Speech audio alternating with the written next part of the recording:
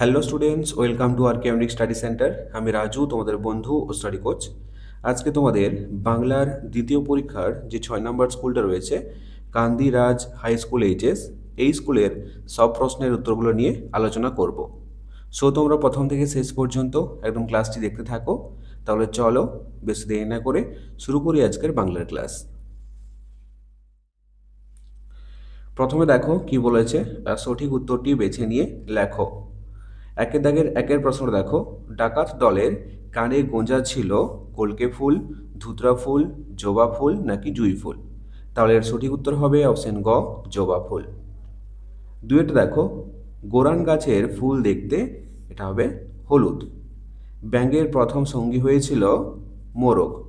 ঝড় কবিতায় ঝড় এসেছিল কখন? এটা হবে দুপুরবেলায়। গোয়ার শব্দের অর্থ হলো, এটা হচ্ছে জেদি। তারপর রয়েছে দেখো, এক কথায় উত্তর দাও। পাহাড়িয়া বর্ষার সুরে প্রবন্ধটির লেখককে? এটা হবে শৈলেন ঘোষ। ধোনাই কিসের মন্ত্র জানে? উত্তরটা কি হবে? চাক ভাঙার মন্ত্র জানে। এরপর তিনটা দেখো, মায়াতরু শব্দের অর্থ কি? এটা হবে মায়াবী গাছ। এরপর চারটা দেখো, কোন গাছটা ধরে ধোনাই শীষে পার হতে চেয়েছিল? এটা হবে গোরান গাছ ধরে। নিকেল কোরা বিকেলের আলো কবি কোথায় দেখতে পান? এটা হবে মাঠে। এরপর দেখো তিনে কি বলেছে, নিচের প্রশ্নগুলির সংক্ষেপে উত্তর দাও। ভগবানের প্রাসাদে পৌঁছে ব্যাঙ কি দেখল? তাহলে উত্তর দেখো, ভগবানের প্রাসাদে পৌঁছে ব্যাঙ দেখল যে সেখানে সবাই নানান ভোজ ও আনন্দ উৎসবে ব্যস্ত। তাদের স্ত্রী ও মন্ত্রীরা মহানন্দ করছে। এখান থেকে এতটা পর্যন্ত লিখবে। এরপর দেখো দুইয়ের প্রশ্নটা, কবিতায় গাছকে মায়াতরু বলা হয়েছে কেন? এর উত্তরটা লিখবে, কবি একটি নির্দিষ্ট গাছকে দিনের বিভিন্ন সময়ে বিভিন্ন রূপে দেখেন। গাছটিকে কখনো ভূত, কখনো রাগে খাড়ফোলা ভালুক, কখনো হীরের মাছের তৈরি মুকুট, আবার কখনো রূপলি ঝালর বলে কবির মনে হয়। তাই কবিতায় গাছটিকে মায়াতরু বলা হয়েছে।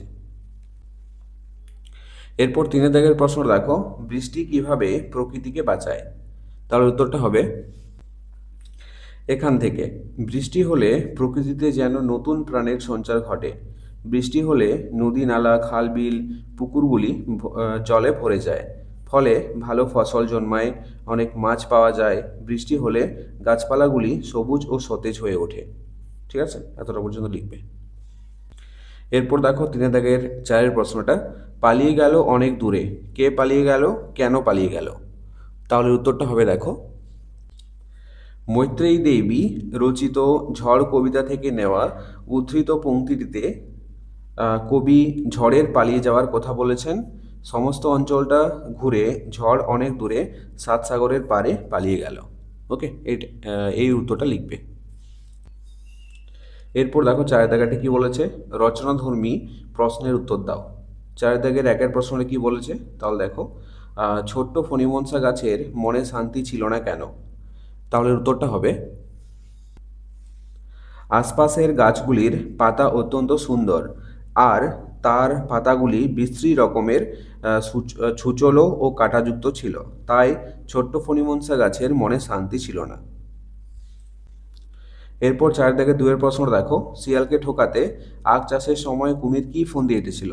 তাহলে এটা লিখবে, শিয়ালকে ঠোকাতে আখ চাষের সময় কুমির ফন্দি এঁটেছিল যে সে আখ গাছের আগা নেবে। ওকে। তিনেটা দেখো, ঝড়ের সঙ্গে শিশুর মনে কিসের তুলনা কবিতায় ধরা পড়েছে? তাহলে উত্তর দেখো, এখান থেকে লিখবে, মৈত্রেয়ী দেবীর ঝড় কবিতায় শিশুটি ঝড়কে একটি দস্যি ছেলের সঙ্গে তুলনা করেছে। সে নিজে যেমন ঘরের মেঝেতে কালি ঢেলে দেয়, সেই রকম ঝড়রূপী ছেলেটি যেন আকাশের গায়ে কালির দোয়াত ঢেলে দিয়েছে। এখান থেকে এতটা পর্যন্ত লিখবে। এরপর দেখো চার দাগে চারের প্রশ্নটা, ধোনাই কিভাবে বাঘের হাত থেকে বেঁচে গেল? তাহলে উত্তরটা লিখবে, এখান থেকে এতটা পর্যন্ত লিখবে। ধোনাই মধুর কলসি মাথায় নিয়ে চলছিল।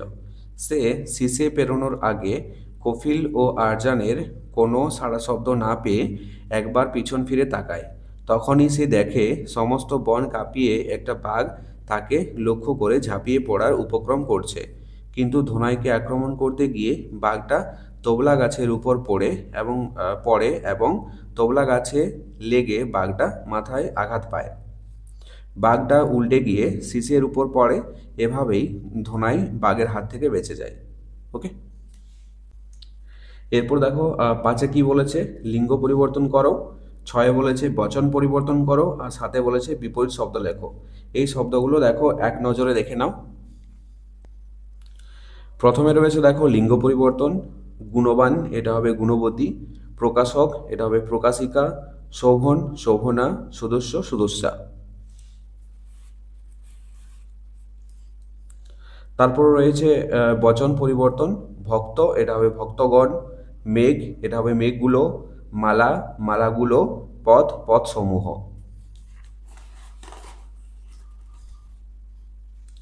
এরপরে আছে দেখো বিপরীত শব্দ। শাশ্বত, এটা হবে অস্থায়ী। কোমল, এটা হবে কঠিন বা শক্ত। তীক্ষ্ণ, ভোঁতা। কাজ ও কাজ। বোঝা গেল? এরপর দেখো 8-এ কি বলেছে, চিঠি লেখো। একটি বৃষ্টির দিনের অভিজ্ঞতার কথা জানিয়ে বন্ধুকে চিঠি লেখো। আর 2-এ বলেছে বিদ্যালয়ে প্রতিষ্ঠা দিবস উপলক্ষে আয়োজিত অনুষ্ঠানের বিবরণ দিয়ে দাদাকে একটি চিঠি লেখো। তাহলে দেখো এই দুটো চিঠি আমি তোমাদেরকে ভালো করে লিখে দিয়েছি, তোমরা দেখে নাও।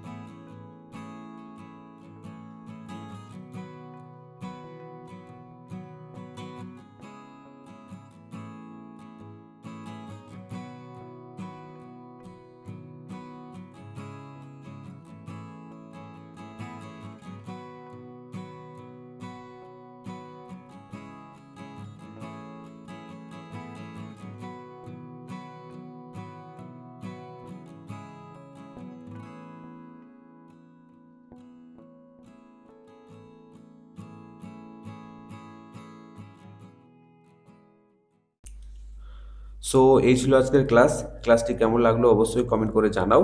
আর যদি ভালো লেগে থাকে তাহলে অবশ্যই একটি লাইক করে দিও। আর ছোট্ট বন্ধুরা, তোমরা যদি আমার চ্যানেলে নতুন হয়ে থাকো তাহলে অবশ্যই সাবস্ক্রাইব করে পাশে থাকা বেল আইকনতে প্রেস করে রাখো।